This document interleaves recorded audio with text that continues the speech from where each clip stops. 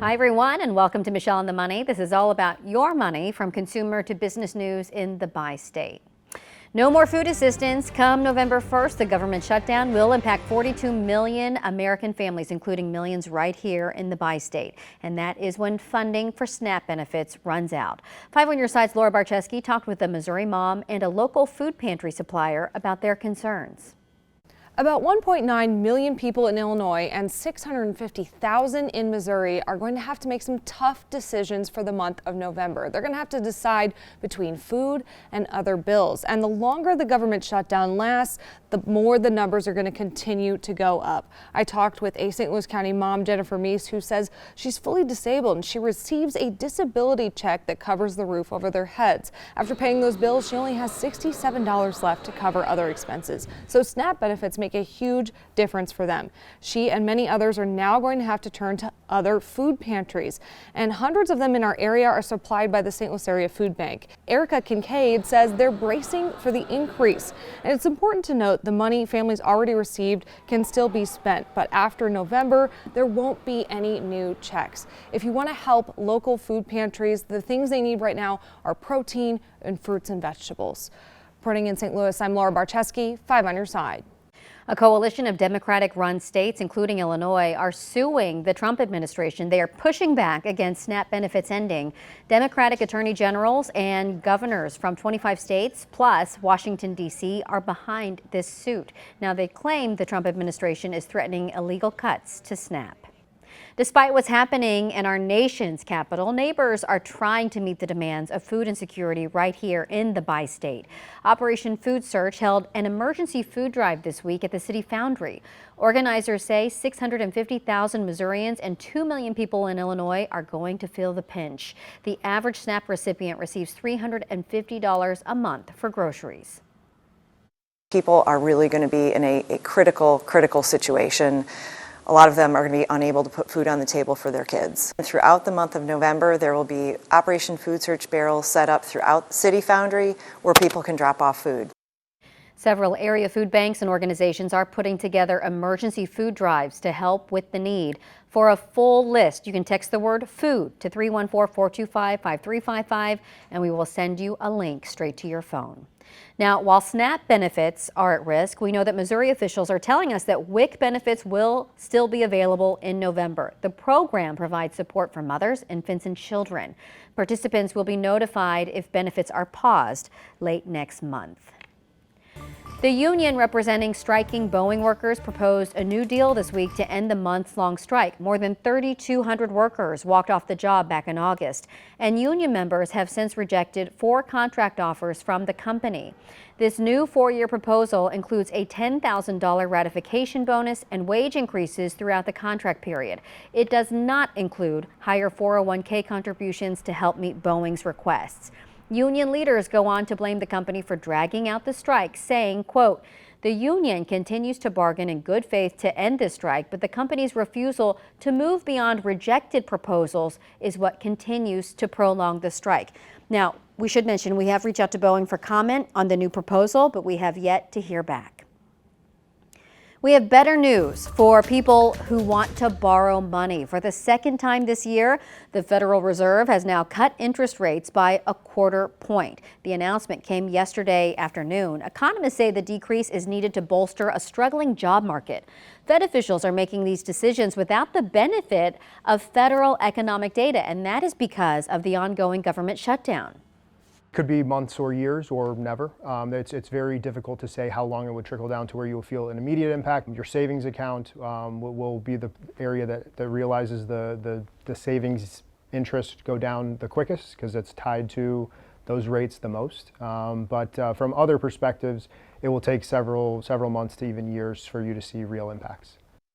And Becker says if you have money that's earning interest in a savings account or in a bond portfolio, revisit how the lower rates affect your investment from that perspective. And then if you bought a home recently, it could be a good time to refinance as well.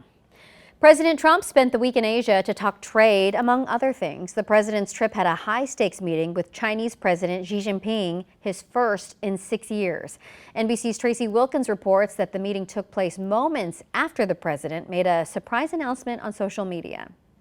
President Donald Trump declared he wants to begin testing America's nuclear weapons just before his meeting with China's President Xi Jinping in South Korea, later explaining it wasn't Xi that prompted the announcement. The meeting. It had to do with others. On Truth Social, the president posted the United States has more nuclear weapons than any other country and went on to express concerns that Russia and China will catch up with the U.S. in 5 years. Trump said he wanted the testing to be done on an equal basis with other countries, but did not elaborate on what that would look like. Democratic Senator Jackie Rosen reacting on X, saying, "This directly contradicts the commitments I secured from Trump nominees who've told me explosive nuclear testing would not happen." Returning from South Korea on Air Force One, Trump called the meeting with Xi a success. I guess on the scale of from 0 to 10, with 10 being the best, I would say the meeting was a 12. Okay, I think it was a 12. The two leaders discussed fentanyl, the export of China's rare earth minerals, and trade, prompting Trump to lower tariffs on goods from China to 47% from 57%. It was an outstanding group of decisions, I think, that was made. A lot of decisions were made, too. There wasn't too much left out there. In Washington, Tracy Wilkins, NBC News. Now, China also pledged to buy soybeans from the U.S. for the first time this season. It is estimated that China will buy 180,000 metric tons, which is still a pretty small percentage of the nearly 27 million tons of soybeans the U.S. exported to China last year. In the meantime, we know that President Trump is facing some backlash from his own party after suggesting the U.S. import beef from Argentina to lower consumer prices. Last week, the president urged the ranchers to drop beef prices. This after the Bureau of Labor Statistics says that beef prices have increased nearly 15%.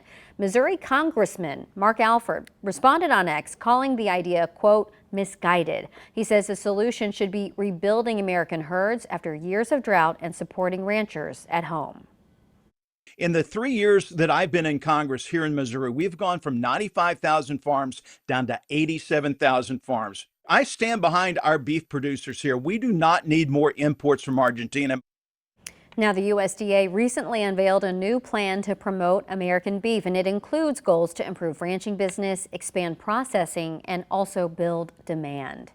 The U.S. Senate voted to block President Trump's tariffs on Canada. 4 Republicans actually crossed the aisle in supporting the resolution from Democrats. Rand Paul was a co-sponsor, but the resolution is not expected to be taken up by the House. This is, though, the second time lawmakers have tried to stop President Trump's tariffs. On Tuesday, a similar resolution voted to block tariffs on Brazil. Illinois Governor J.B. Pritzker is pushing back on President Trump's tariffs. He has signed an executive order that he declared tariffs imposed by the Trump administration as an agriculture export crisis.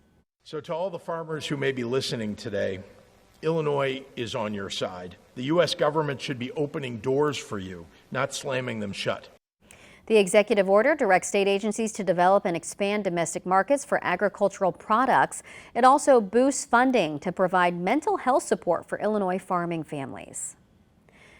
Survivors from the May 16 tornado can now get more emotional help. FEMA is now funding counseling services. Those wanting to speak with someone can call the Disaster Distress Helpline. That number is 1-800-985-5990. And those services are offered 24 hours a day, 7 days a week. And you can also connect to other resources. Well, let's take a look from Lambert St. Louis International Airport, where soon you will find another option to get to the Pacific Northwest. Alaska Airlines is adding a nonstop flight to Portland, Oregon.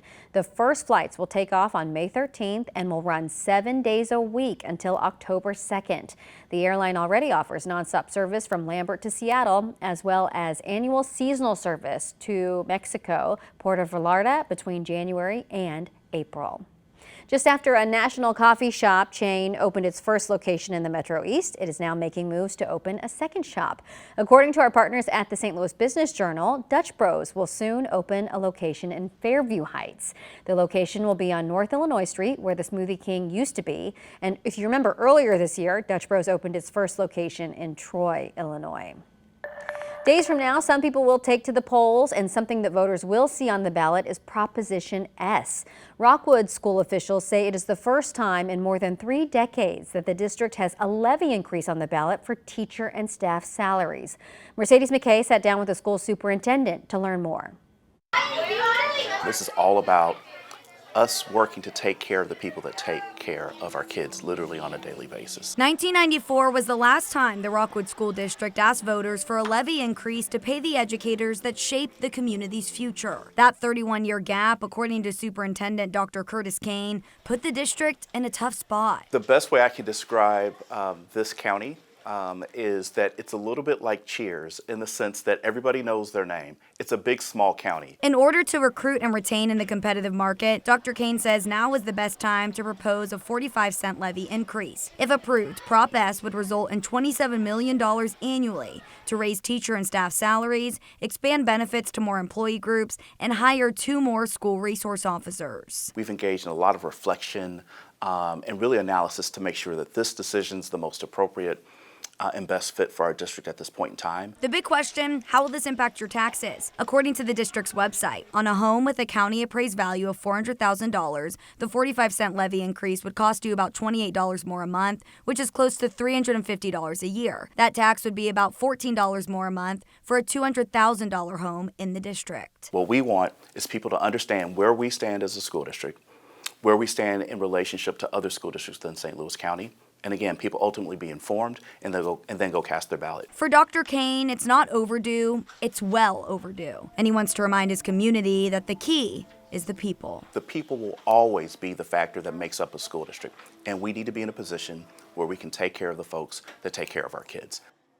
Now, Dr. Kane says it is important that seniors know that they can utilize that senior tax freeze, which would freeze Rockwood's portion of their tax bill. Election Day is Tuesday, November 4th, and we've got more information on Proposition S on our website, ksdk.com. Just look for this story under the As Seen on TV section. We have a couple of recalls that we want to tell you about. More than 2 million pounds of ready-to-eat pork jerky are being pulled off store shelves because of metal contamination. It's from the Golden Island pork jerky in the Korean barbecue flavor.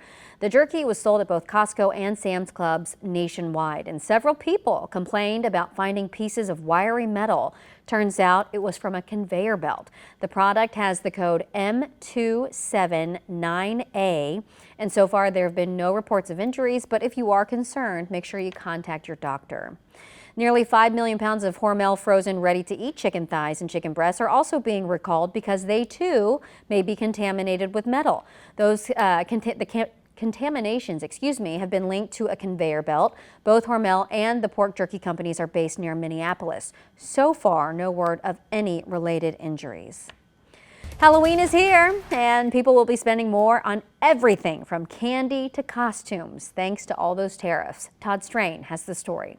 Social media is ablaze with people complaining about the high costs of candy, costumes, and decor, with one person even saying Halloween should be canceled. According to the National Retail Federation, Americans will spend a record $13 billion this year on Halloween.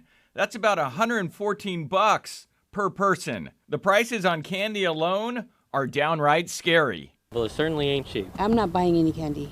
It's super expensive. Way more than it used to be. So what's behind the high costs? Well, according to the Halloween and Costume Association, chocolate costs are up about 40% due to bad cocoa crops. And nearly 90% of Halloween products contain at least one component made overseas, most in China, where tariffs on shipping are driving up costs. $195. Nicole spent $195 on Halloween gear. Axel and Justin spent $50 each on these Teletubby costumes, but they have a plan to make them cost-effective. If you wear it for 50 years, $1 a year. Yeah. That's not bad. It's been insane. It's been nonstop. We just had a crazy weekend. Vivi owns Whips and Furs costume shop in North Park. We have definitely felt the impacts of tariffs and increase in import costs. To offset these costs, Vivi did something different. Rather than ordering expensive wholesale costumes to fill the shop, he did this. We've closed out costume stores that are going out of business. We've dusted the cobwebs off of stuff that's in our storage units. And we've really just tried to provide a variety of options for people this year. Well, I guess happy Halloween, right? But guess what? We are already moving on to the next holiday. Finally, Clementine's Naughty and Nice Creamery is taking a cue from the Midwest holiday tradition of Christmas cookie exchanges. The 6 new flavors were created by award-winning chefs from around the country, and they include raspberry cheesecake, cranberry vanilla linzer, thick mints, and 7-layer bars. Doesn't that sound so good? The first scoops will be available 1 week from now. All right, that's going to do it for us. Thanks so much for watching Michelle on the Money. And for more money stories like these, be sure to join me every day on Today in St. Louis starting at 5 a.m. We'll see you again next weekend right here on the 5 Plus app.